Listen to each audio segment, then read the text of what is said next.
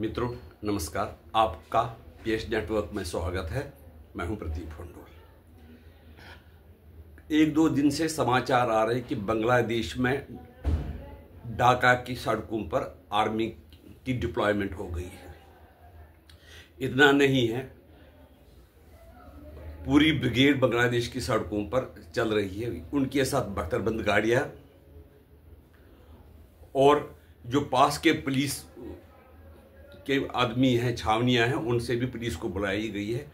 Bangladesh border roads के जो army है उसको भी बुलाया गया है और ढाका की सड़कों पर आपको जगह जगह पर फौज और अर्धसैनिक बल दिखाई देंगे। कहा जा रहा है कि जो वहाँ की नेशनल सिटीजन्स पार्टी, जो छात्रों ने पार्टी बनाई है, उस प्रदर्शन को देखते हुए, जो प्रदर्शन वो करने वाले हैं, वो उसको देखते हुए आर्मी की डिप्लॉयमेंट हुई है। लेकिन प्रदर्शन के लिए इतनी आर्मी की ज़रूरत नहीं है।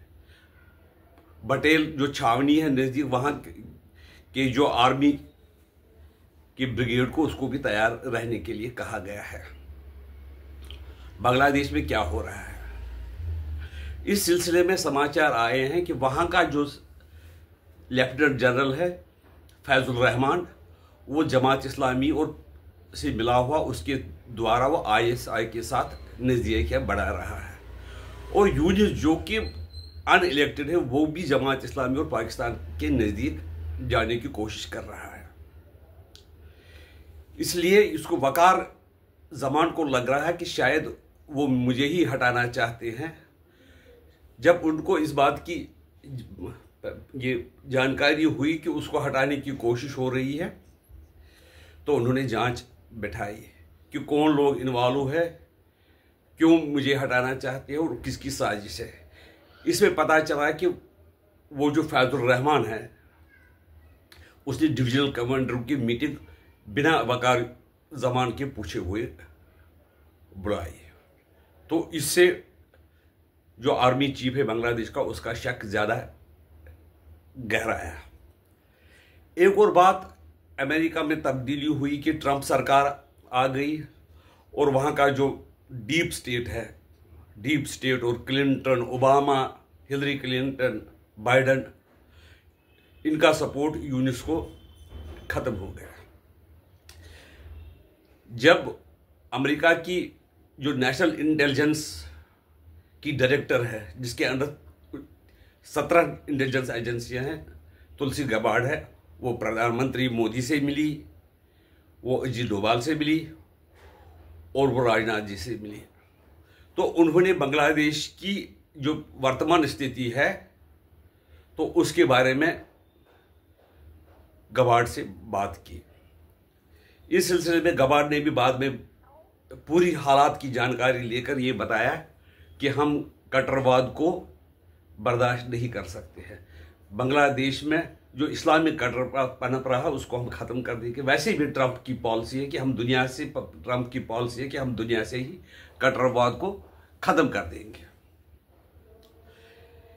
इस सिलसिले में जो यूनिस है वो बहुत घबराया हुआ है। उसको लग रहा है कि मेरा भी तख्ता कहीं पलट ना दिया जाए, तो इसलिए वो अब मोदी जी का सहारा लेना चाहते हैं। वो बैंकॉक में होनी है बिम्स्टेक की मीटिंग होने वाली है। वो वहाँ पर मोदी जी से मिलना चाहता है। लगता है कि मोदी जी उससे मिलने से इनकार करेंगे, क्योंकि जितना कट्टरपंथ उन्होंने 5 अगस्त 2024 से फैलाना शुरू किया, उतनी किसी को उम्मीद नहीं थी। और वो उसने ऐसे खूंखार उग्रवादियों को, कट्टरपंथियों को जेल से रिहा कर दिया, जो कि देश के लिए और वहाँ के अल्पसंख्यक लोगों के लिए बहुत ही खतरनाक है। उनके जानो माल की हिफाजत की गारंटी ख़त्म सी हो रही है। जैसे आपने देखा कि 5 अगस्त को बांग्लादेश में तख्ता पलट दिया गया शेख हसीना का, और 8 तारीख से पहले ही बांग्लादेश में मंदिरों के साथ क्या हुआ, वहाँ के लोगों के साथ क्या हुआ, वहाँ की उनकी प्रॉपर्टी किस तरह से जलाई गई, वो सीन तो सबने देखा है कि कट्टरपंथी गलियों में घूम रहे थे और किस तरह से वो अल्पसंख्यक लोगों को परेशान कर रहे थे। इस सिलसिले में अब ये उनकी जो वहाँ के आर्मी चीफ है उनकी मीटिंग हसनैन अब्दुल्ला और सरजिन आलम जो स्टूडेंट लीडर उनके साथ हुई है, जिसमें वकरुल जमान ने उनको बताया कि जब अगर इलेक्शन, मैं चाहता हूं कि इलेक्शन हो जाए और उसमें हसीना भी शामिल हो जाए, अवामी लीग की जो पार्टी है वो भी इलेक्शन में पार्टिसिपेट करे। लेकिन जब स्टूडेंट्स लीडर्स ने ये सुना कि वो हसीना को वापस लाना चाहते हैं और फ्री एंड फेयर इलेक्शन चाहते हैं, तो उन्होंने प्रदर्शन दोबारा शुरू करने का फैसला किया। उन्होंने जो नेशनल सिटीजन्स पार्टी बनाई है, उन्होंने प्रोग्राम बनाया कि ढाका में प्रदर्शन करने के लिए, और जो इस सिलसिले में इनकी धमकियां सुनकर भी वकरुल जमान बहुत खुद भी वो घबराए, लेकिन वो हैं बड़े टफ लीडर हैं। वो ये चाहते हैं कि जो बांग्लादेश के लोग हैं वो अच्छी तरह रहे, बांग्लादेश तरक्की करते रहे और भारत के साथ उसके संबंध बिल्कुल अच्छे रहे। लेकिन जो वहाँ के कट्टरपंथी है, जिनका लीडर यूनिस बन बैठा है, जो कि खुद भी कन्विक्टेड है, करप्शन चार्जेस में वो पहले कन्विक्ट हो चुका है, वहाँ का एडवाइजर कैसे बन सकता है, यानी चीफ कैसे बन सकता है बिना इलेक्शन के, बिना लोगों के चुने हुए वो वहाँ का लीडर बन बैठा है, जिसकी कोई जवाजियत नहीं है। इस सिलसिले में ऐसा महसूस हो रहा है कि बांग्लादेश में एक और तख्ता पलट हो जाएगा, कू हो जाए, जिसमें कि यूनिस की कुर्सी जा सकती है। वहाँ पर यूनिस भी अपने जो पुराने उनके आका थे, Clinton, Obama, deep state, George Soros, उनको कांटेक्ट कर रहा है और उनसे पूछ रहा है कि ट्रंप एडमिनिस्ट्रेशन को बता दे और मेरे लिए सिफारिश कर दे कि मैं कंटिन्यू करूं। लेकिन ट्रंप एडमिनिस्ट्रेशन की जो पॉलिसी है वो पूरी खुली किताब है। उन्होंने कहा कि हम किसी भी जगह पर रिलीजियस टेररिज्म बर्दाश्त नहीं कर सकते हैं। इस सिलसिले में वो जो वहाँ का राष्ट्रपति है, राष्ट्रपति का एडवाइज़र यूनिस चाइना भी गया था। चाइना में भी शायद उसको उसकी दाल जैसे गली नहीं।